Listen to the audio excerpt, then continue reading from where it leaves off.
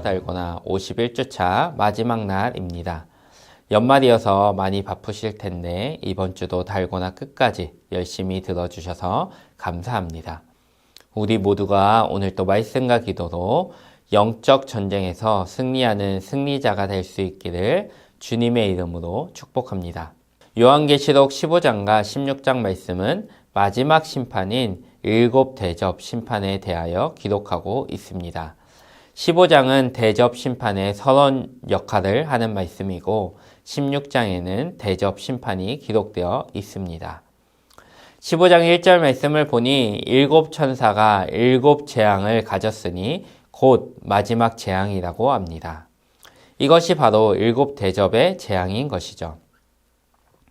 그런데 본격적인 대접 심판을 기록하기 전에 전쟁에서 이긴 승리자들의 천상의 노래가 3절, 4절에 기록되어 있습니다. 함께 읽어보겠습니다. 주 하나님, 곧 전능하신 이시여, 하시는 일이 크고 놀라우시도다.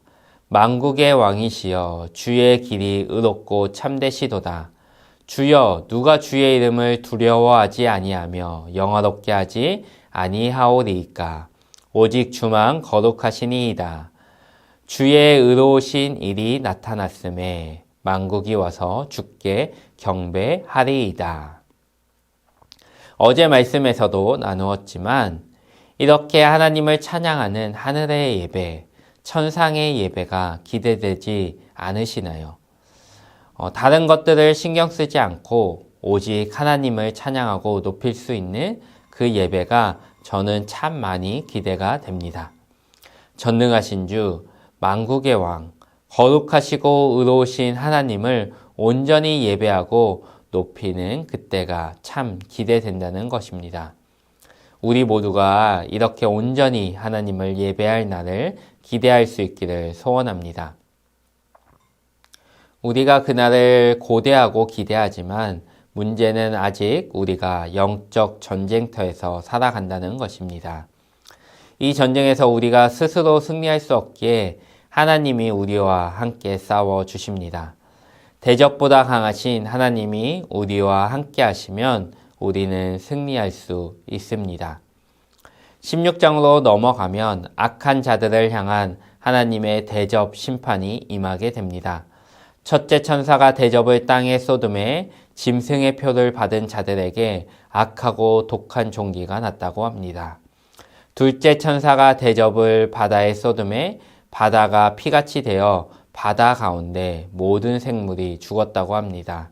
셋째 천사가 대접을 강과 물 근원에 쏟음에 물이 피가 되었다고 합니다. 그리고 천사가 이렇게 이야기합니다.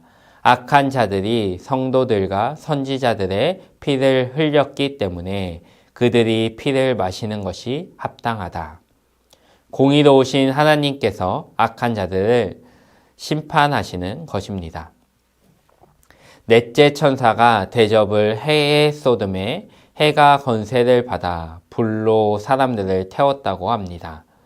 요한계시록 7장 16절 말씀을 보면 성도들은 해나 아무 뜨거운 기운에 상하지 아니한다고 합니다. 성도는 하나님께 보호를 받지만 악한 자들은 심판을 받는다는 것을 말씀하시는 것입니다. 그러나 이런 재앙을 당함에도 악한 자들은 하나님께 영광 돌리지 않고 회개하지 않습니다.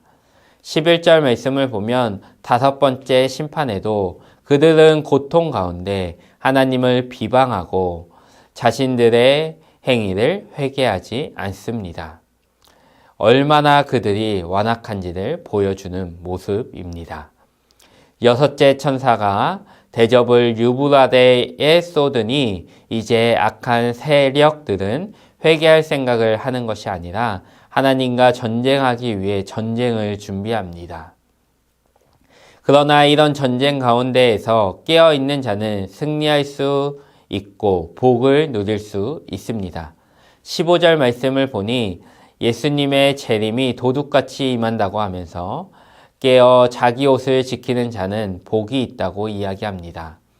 도둑이 언제 올지 아는 사람은 아무도 없습니다. 그렇게 우리는 항상 깨어 영적인 전쟁에서 승리할 수 있어야 합니다. 마지막 7째 천사가 대접을 공중에 쏟음에 성전에서 보좌로부터 되었다라는 음성이 들렸다고 합니다. 이제 마지막 때가 되었음을 암시하는 말씀인 것입니다. 이 음성이 들린 후에 마지막을 상징하는 번개와 음성과 우레소리와 지진이 일어납니다. 그런데 대접 심판에서 일어난 지진은 땅 위에 사람이 있어 온 이후로 가장 큰 지진이라고 합니다. 하나님의 마지막 재앙이 무섭게 임한다는 것입니다. 그리고 이런 하나님의 재앙이 큰 성 바벨론에게 임하게 됩니다. 큰 성 바벨론은 1차적으로는 로마 제국을 의미합니다.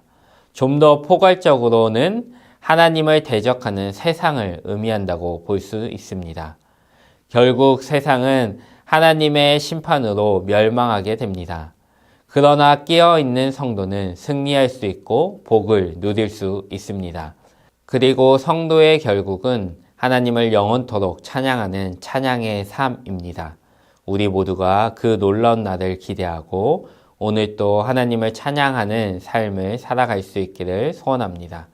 그래서 오늘 하루 우리 삶에서 작은 천국을 경험하며 천국을 맛볼 수 있기를 주님의 이름으로 축복합니다.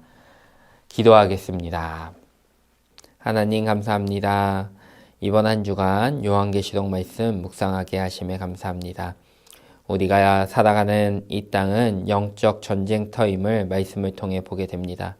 전쟁터에서 살아가면서 우리가 고난과 고통을 당하기도 하지만 하나님 절망하고 낙심하지 않게 하시고 우리와 함께 하시며 우리를 도우시는 하나님을 바라보며 우리가 항상 승리하는 승리자의 삶을 살게 하여 주시옵소서.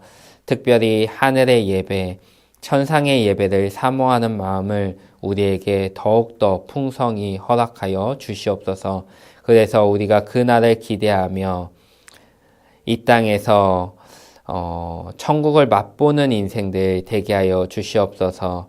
우리의 삶이 그렇게 천국을 맛보는 인생이 되게 하여 주실 것을 믿으며 우리를 구원하시기 위해 이 땅에 오신 예수님의 이름으로 기도드립니다. 아멘.